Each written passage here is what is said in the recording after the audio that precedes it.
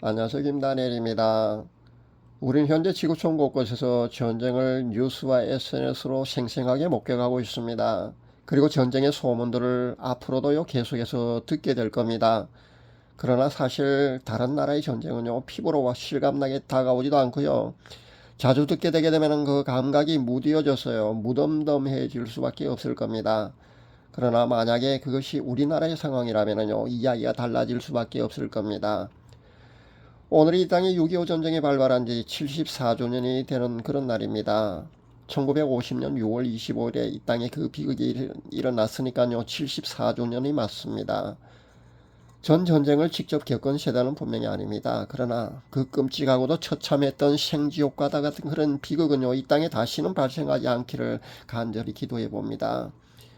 그러나 우리의 간절한 바람과는 달리요, 세상 돌아가는 것을 바라보고 있노라면요, 자꾸만 전쟁의 소용돌이 속으로 현재 차츰차츰 다가가고 있다는 여러 가지 정황들이 드러나고 있어서 정말 안타깝기만 합니다. 오늘은 여기에 관해서 여러분에게 제가 말씀드리려고 합니다. 많은 목회자들과 크리스찬들이요, 휴거나 종말론에 관해서 무관심합니다. 마찬가지로 이 땅의 제2의 6.25와 같은 그런 전쟁은요, 절대 일어나지 않는다는 그런 근거 없는 자신감에 차 있는 그런 많은 목회자들과 성도들을 저는 봅니다. 제 주위 여럿이 제가 그런 대화를 가지고 그런 주제로 대화를 해보았는데요, 거의가 그러했습니다. 그런데 소수의 깨어있는 목회자들과 크리스찬은 이와는 다른 생각을 가지고 있습니다. 그러니까요, 그동안 한국 교회가 저지른 배도와 온갖 죄악들을 보게 되면은요, 하나님이 긍휼을 베풀어 주시는 쪽보다는요, 전쟁은 다시 한번 일어날 수밖에 없다는 그런 전쟁의 필연성을 생각하지 않을 수 없다는 겁니다.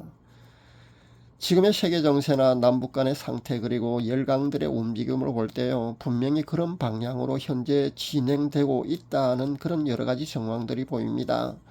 생뚱맞은 이야기 같아 보입니다만, 만약에 말입니다, 우리나라가 핵보유국이라면요, 이 땅에서는 전쟁이 절대 일어날 수가 없습니다. 하지만 현재 우리나라는 핵보유국이 아닙니다. 그렇기 때문에 아무리 다른 첨단 무기나 화력이 우세하고 경제력이 높다고 해도요, 핵이 없으면은요, 전쟁 억제력은요, 없다고 보는 게 맞습니다. 그만큼 한 나라가 핵보유국이냐 아니냐의 차이는요, 엄청나다고 보시면 됩니다. 우리나라가 박정희 대통령 시절에 비밀리에 그 핵개발을 추진했었다는 사실을 여러분 알고 계십니까? 이쪽 분야에 관심 있는 분들이라면요, 다 아는 사실입니다. 전문가들에 의하면요, 이미 그 당시에 75% 정도 핵폭탄을 완성했었다는 그런 증언들이 나오고 있는 것을 저도 보고 있습니다. 그리고 현재도요, 마음만 먹게 된다면요, 수개월 내로 핵폭탄을 완성할 수 있다는 모 핵과학자의 주장도 제가 보았습니다. 안타까운 것은요, 지도자의 결단과 용기와 그리고 해안이 필요한 사항이라고 저는 생각해 봅니다. 원래 그 미국 대선이 11월 5일인 걸로 압니다. 아마 11월 5일에 그 미국 대선에는요, 공화당의 트럼프가 아마 당선될 가능성이 매우 높다고 보시면 될 줄 압니다. 그렇게 된다면요, 주한 미군 철수도 아마 불거질 거고요. 그를 계기로 만약에 그 핵개발 용인이 될 수도 있다고 저는 봅니다.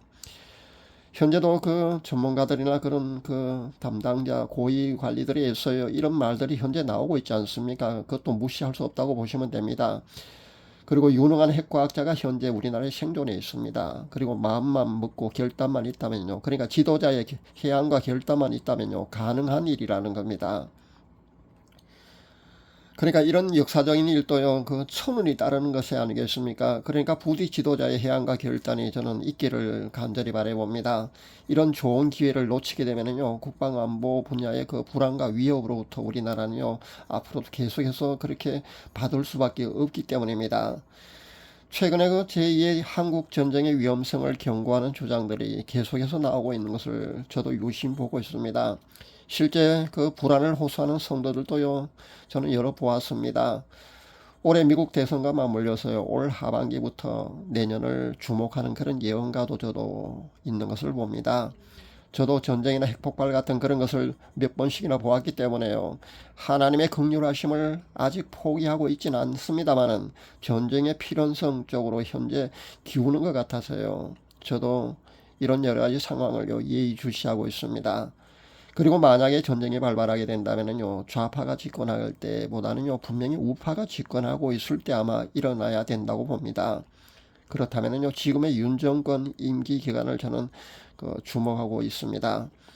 통일의 시점도요, 더 이상 늦추어질 수가 없기 때문에 저도 이런 분야에 관심을 갖고요, 지켜보고 있다는 것을 여러분에게 말씀드립니다. 며칠 전에 러시아의 푸틴 대통령이 북한에 와서 북러 정상회담이 열렸습니다. 여기서 포괄적 전략 동반자 협정을 아마 체결한 걸로 압니다. 이 협정은요, 어느 한쪽이 침략당할 경우에 상호 지원을 한다는 그런 조약입니다.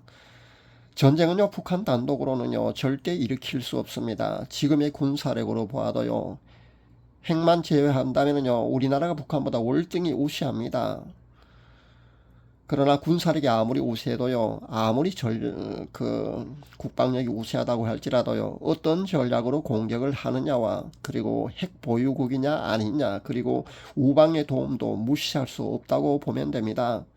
그리고 지도자의 오판도 간과할 수 없고요. 정상인이라면요, 전쟁은요, 절대 일으킬 수 없습니다. 그러나 지도자가 헷가닥하게 되면요, 그렇게 오판을 하게 되면요, 전쟁은 일어나는 겁니다. 6.25 74주년을 맞아서 많은 사람들이 전쟁의 불안을 호소하고 있는 것이 사실입니다. 세계 정세나 한반도 주변 열강들의 움직임, 그리고 현 남북한의 정세와 상황을 종합해 본다면요, 이 땅에 다시는 비극적인 일이 일어나지 않아야 되는 것이 맞습니다만은 자꾸만 그런 상황으로 현재 치닫고 있는 것 같아서요, 안타까운 마음에 오늘 이 말씀을 여러분에게 드립니다. 만약에 전쟁이 일어난다면요, 우리가 핵 보유국이 되지 못했을 때 분명히 일어날 겁니다. 그리고 올 연말부터 내년에 이 한반도가 위험할 수도 있다는 생각을 저는 개인적으로 해봅니다. 예레미야 1장 13절에 끓는 가마가 이미 기울어져 있다는 말씀처럼요, 현재 우리나라가 이와 똑같은 상황이라고 저는 그렇게 생각합니다. 그러나 전쟁은요, 하나님께 속해 있습니다. 그렇지 않은 우리는요, 하나님께 긍휼을 베풀어 주시기를 기도해야겠습니다. 염치 없는 기도가 맞습니다만은, 그러나 긍휼을 베풀어 주시기를요, 우리는 하나님께 간절히 기도해야 될 줄 압니다. 감사합니다.